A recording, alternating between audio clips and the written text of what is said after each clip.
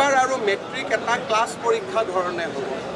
এবাৰ আৰু মেট্ৰিক বুলি এটা বেলেগ পৰীক্ষা নহয়, যেটো ক্লাছতে পৰীক্ষা হয়, ফেল পাছ থাকিব কিন্তু স্কুলতে বিদ্যালয়খনে কণ্ডাক্ট কৰিব বা আমাৰ যিবিলাক অধিবিদ্যা পৰিষদ আছে তেওঁলোকে কৰিব।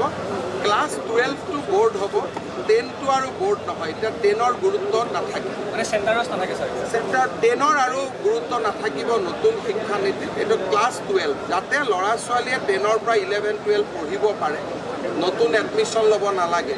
সেইকাৰণে ৰাষ্ট্ৰীয় শিক্ষানীতিত 10ম মানৰ গুৰুত্ব কমাই দিয়া হৈছে। আৰু খুব 2 এদিনতে হায়াৰ ছেকেণ্ডেৰী কাউন্সিল আৰু সেৱাও বিলয় হৈ যাব। এটা অনুষ্ঠান হ'ব, কাৰো চাকৰি নাযায়, কিন্তু দুইটা লগ লাগি এটা অনুষ্ঠান হ'ব।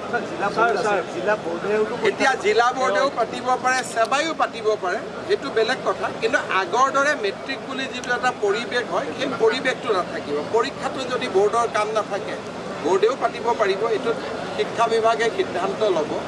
কিন্তু ক্লাছ 10ৰ গুৰুত্ব ৰাষ্ট্ৰীয় শিক্ষানীতিত নাই। ৰাষ্ট্ৰীয় শিক্ষানীতিত গুৰুত্ব ক্লাছ 12।